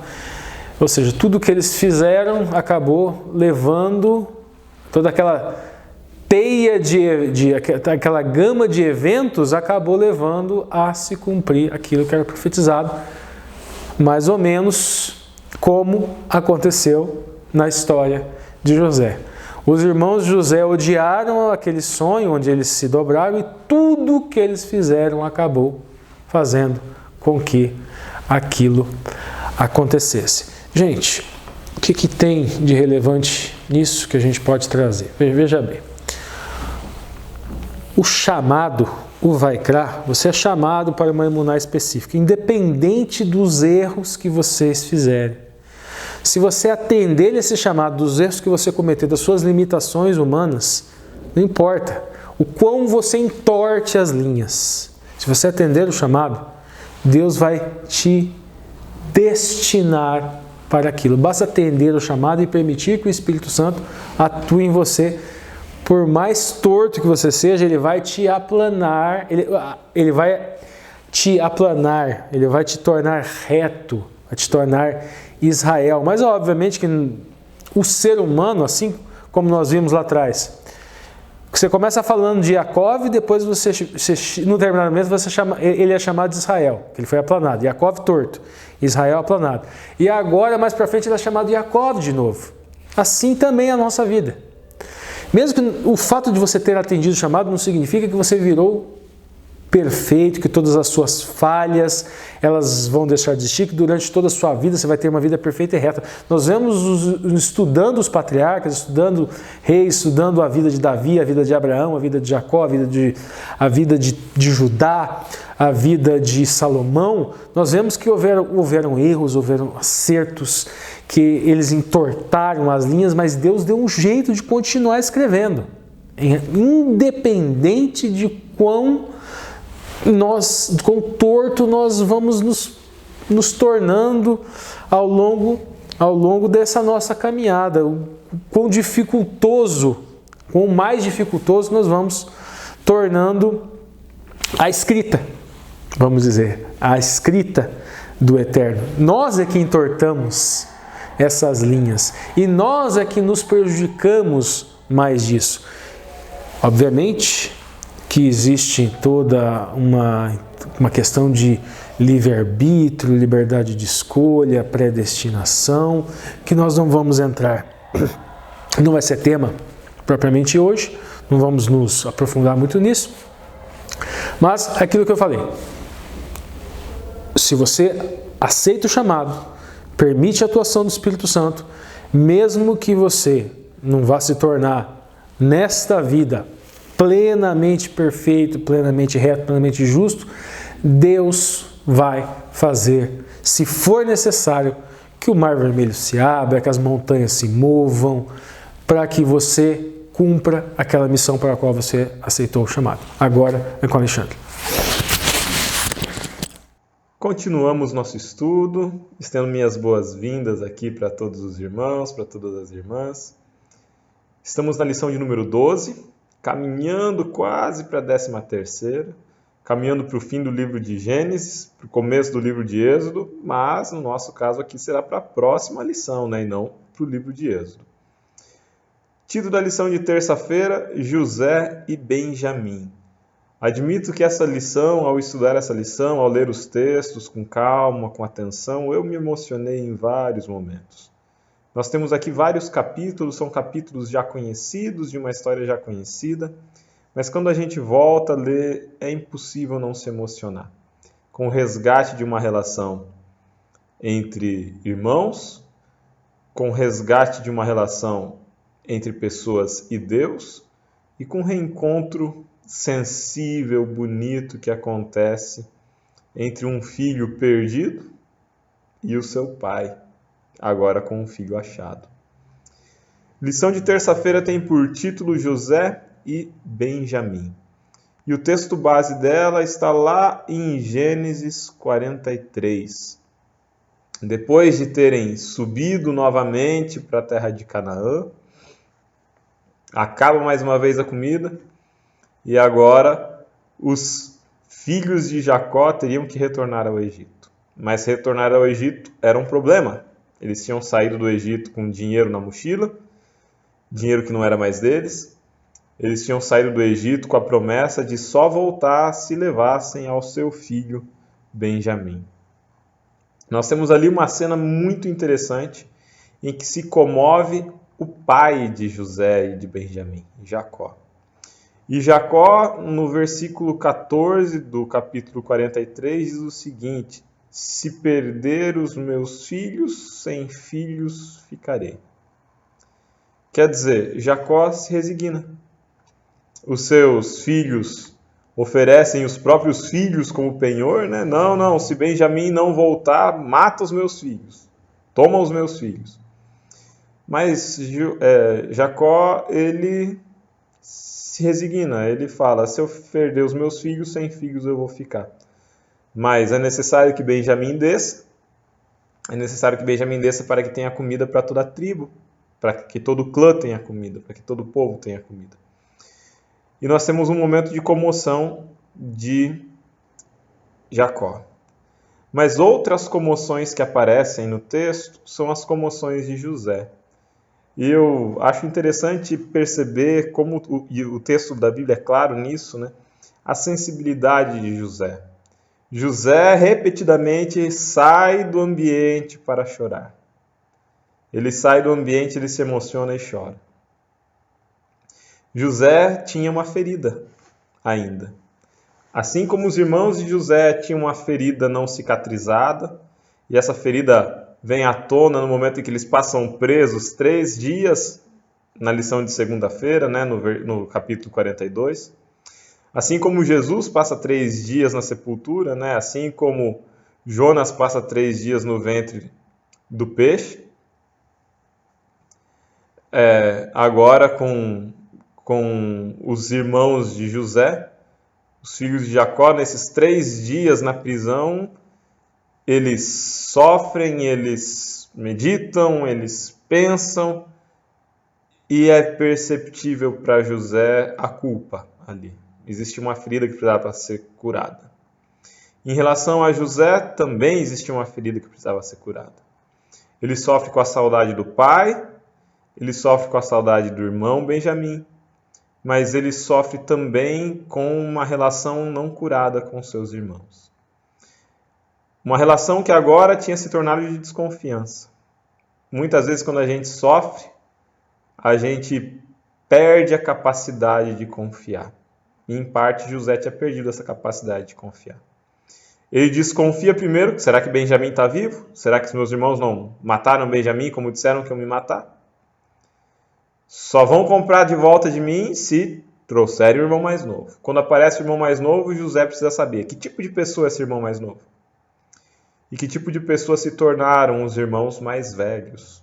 Quem eles são. E José se surpreende com o resultado. Ele faz um teste, ele oferece para Benjamim, numa refeição, uma porção 5 vezes maior do que a dos demais irmãos. Ele beneficia explicitamente Benjamim diante dos outros. E a relação dos irmãos não é uma reação de inveja, não é uma reação de ciúme, não é uma reação de ganância. Pelo contrário, é uma reação de gratidão, porque eles estão sendo bem tratados, mas esperavam vingança, punição, violência, e de repente recebem lisonjas, recebem um bom tratamento. A gente segue na leitura do texto para a lição de quarta-feira. E o título da lição de quarta-feira é o copo de adivinhação. O texto deixa claro, né, que esse copo, o texto da lição, que esse copo de adivinhação não era de fato um instrumento que José usasse, mas era uma prática comum da época. E ele vai usar aqui como um subterfúgio para prender Benjamim. Gênesis capítulo 44 vai trazer a cena, primeiro, um novo teste. Um último teste. Depois de fornecer os cereais e dispensar os irmãos, para quem José ainda não havia se apresentado, né? José devolve e pede que os seus servos, né, devolvam o dinheiro na bolsa dos sacos de cereal e que no saco que Benjamim carregava fosse colocado um copo de prata. José pretendia incriminar Benjamim para testar o caráter tanto de Benjamim quanto dos irmãos. Quando confrontados, né, por terem roubado a taça de prata, Os irmãos inicialmente dizem não, que seja escravo todos nós, que ninguém roubou. E quando é identificada a taça de prata no saco de Benjamim, a ação de Judá é uma ação maravilhosa.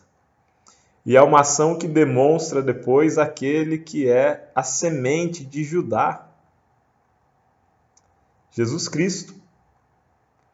Judá se oferece aqui como um tipo de Cristo. Judá se oferece sem questionar a idoneidade de Benjamim, sem querer saber se Benjamim era justo ou injusto, se Benjamim tinha roubado ou não tinha roubado.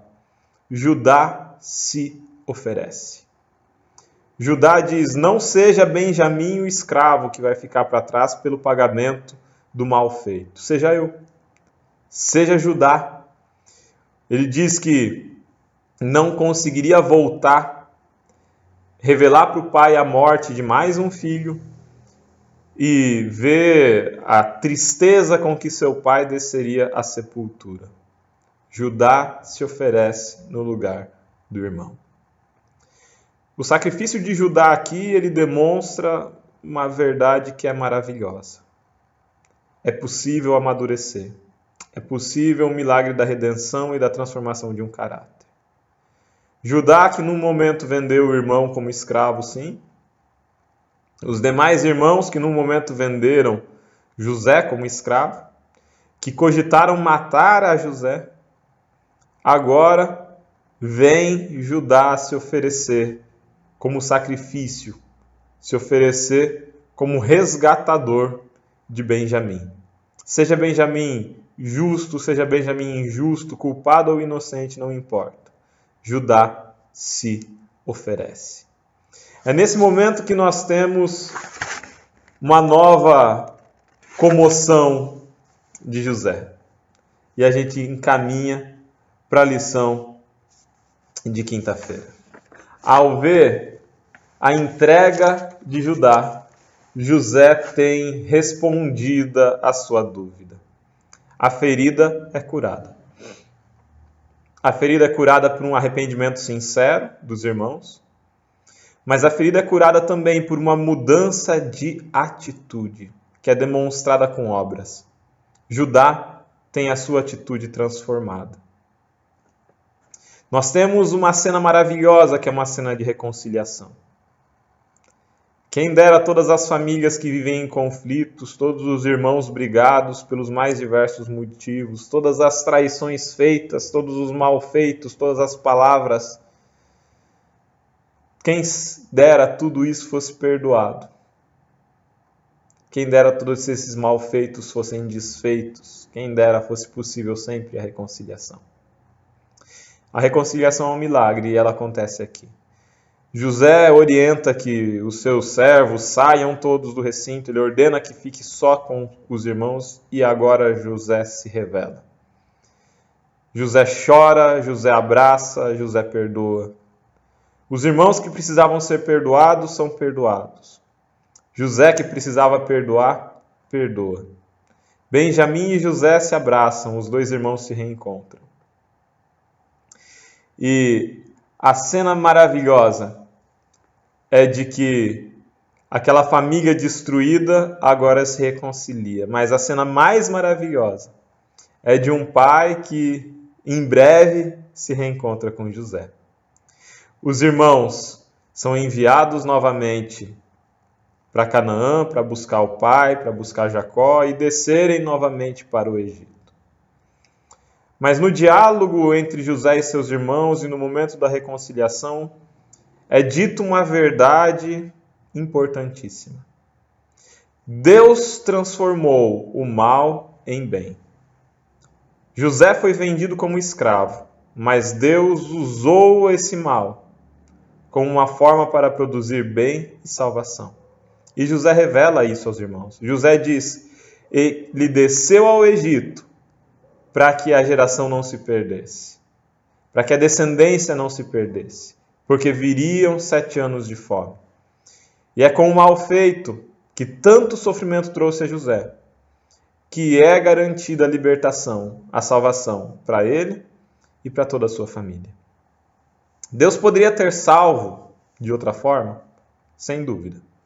Se Deus de pedras é capaz de fazer pão, quanto mais seria capaz de salvar a José e a Israel, a Jacó, seu pai. Mas o mal feito, realizado contra José pelos seus irmãos, é convertido em bem, é convertido em dádiva. Todas as coisas cooperam para o bem daqueles que amam a Deus. Mesmo os mal feitos podem ser traduzidos em bênção. Uma outra cena maravilhosa é no versículo 28. Sobe para a região de Canaã. Carros, cavaleiros, presentes, riquezas. Os irmãos recebem cada um uma veste de festa. Benjamim recebe mais. E de repente todo esse cortejo aparece para Jacó, para Israel. Imagina a confusão desse ancião, desse idoso, quando vê tudo aquilo. Mas, mais do que qualquer presente, mais do que qualquer riqueza, o que maravilha a Jacó está no versículo 28. Vive ainda meu filho José, irei e o verei, antes que eu morra. A alegria maior não era o cereal, a alegria maior não era nem o retorno de Benjamim, a alegria maior não era a riqueza. A alegria maior era a certeza daquele filho que estava perdido e foi achado, estava morto e reviveu. O reencontro entre Jacó e José é o maior presente que Jacó poderia ter recebido. É o que garante para o ancião que ele vai descer à sepultura em paz. Mas esse encontro não acontecerá nessa semana. No 13º sábado, eu e você teremos a oportunidade de presenciar essa cena. Eu quero encerrar a lição pensando em outros reencontros. Quem você quer reencontrar? Você quer reencontrar alguém que talvez esteja vivo ainda, mas está distante, está brigado, está em conflito? Ainda dá tempo. Procure, reconcilie, encontre. Se houve espaço para perdão entre José e seus irmãos, há espaço para perdão entre você e o seu próximo. Mas talvez a pessoa que você queira reencontrar já esteja descansando no descanso do nosso Deus. Saiba que ainda assim há esperança de um reencontro. Há esperança de uma reconciliação. Se não aqui em vida, no céu, haverá muito reencontro, haverão muitos reencontros. Muito mais emocionantes, muito mais bonitos ainda que o reencontro de Jacó e de José. Você quer estar lá? Eu quero. Um abraço para todos. É uma satisfação estudar com vocês mais uma lição. E a gente se vê no 13º sábado. Tchau, tchau. Até a próxima. Valeu, Alexandre. Obrigado aí pela sua companhia, mesmo que à distância. Mas se Deus quiser, né? Novos tempos virão, bons tempos virão, para você poder gravar conosco presencialmente. Nesse trimestre, o Alexandre participou todas as vezes remoto, né? Valeu também o Ricardo por ter trazido aí as entrelinhas na ponta da linha. Obrigado você por estar conosco até aqui. Mas não acabamos ainda, né? Temos aqui o hashtag, né? Fui até o segundo Marcos. E o Marcos, então, traz aqui as perguntas para a discussão de sexta-feira e também já encerra esse estudo com uma oração. Então vai lá, parceiro, mais uma vez é com você.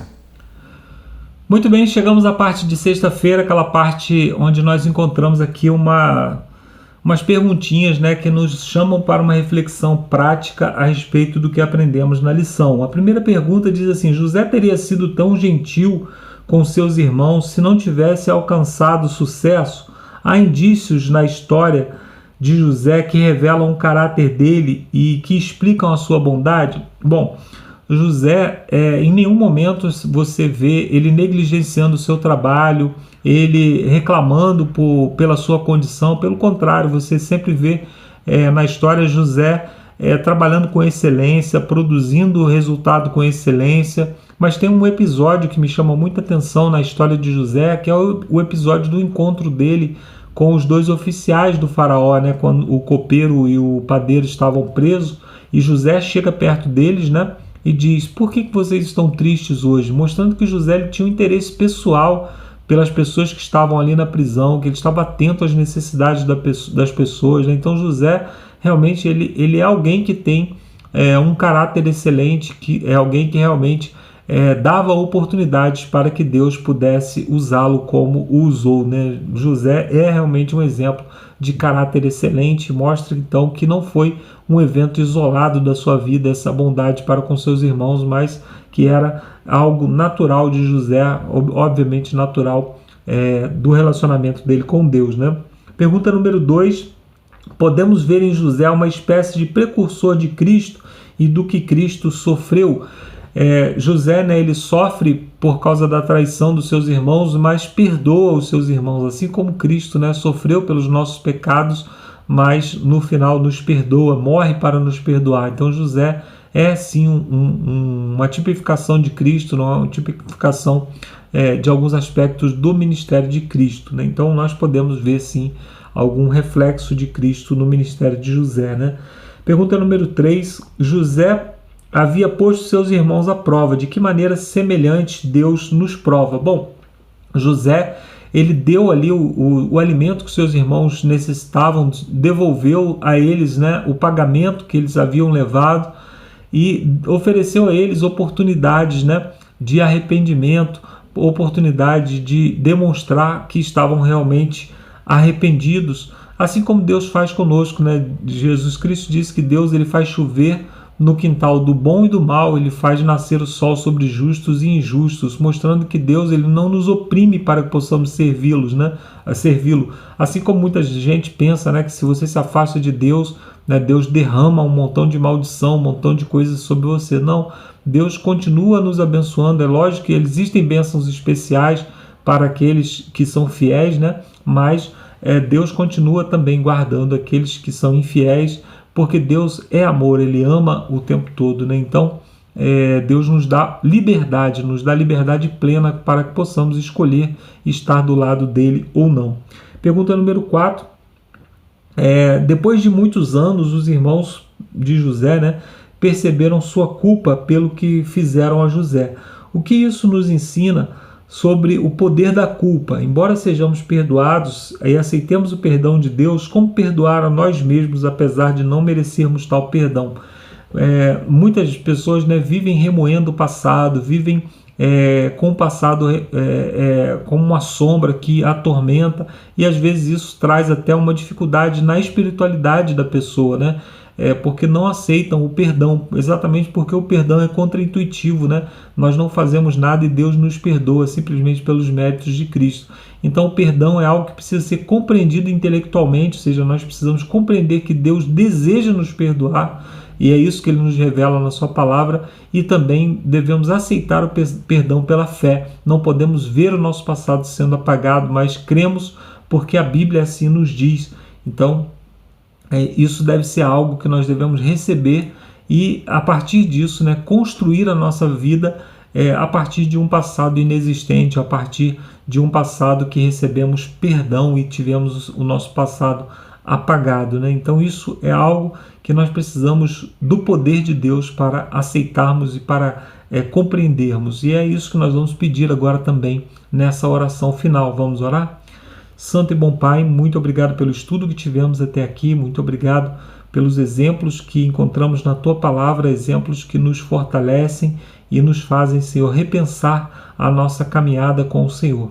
Nós te pedimos que o Senhor grave no nosso coração, Senhor, a certeza de que fomos perdoados e a certeza de que um dia o Senhor virá nos buscar e estaremos para sempre com o nosso Senhor e Salvador Jesus Cristo. Que possamos, Senhor, construir um futuro a partir de um passado que foi apagado e que foi perdoado pelo Senhor. Te pedimos isso em nome do nosso Senhor e Salvador Jesus Cristo. Amém. Obrigado, amigos, e até a semana que vem com mais um estudo da Palavra de Deus. Valeu, Marcos. Obrigado aí pela sua companhia, pelo seu compromisso, pela sua dedicação também ao canal. né? E o pessoal está esperando um dia a gente se encontrar, né, pessoalmente. Mas o mundo aí é pequeno, né, povo? Se Deus quiser a gente se encontra, né, Marcos? E acabamos aqui então, pessoal, esse penúltimo vídeo dessa série de 3 estudos sobre o livro de Gênesis, mas ela não terminou ainda. Temos o último vídeo onde nós vamos estudar sobre Israel no Egito. Ok, pessoal? Se cuidem, fiquem com Deus. Nos vemos então na última lição dessa série. Até lá. Tchau, tchau, pessoal.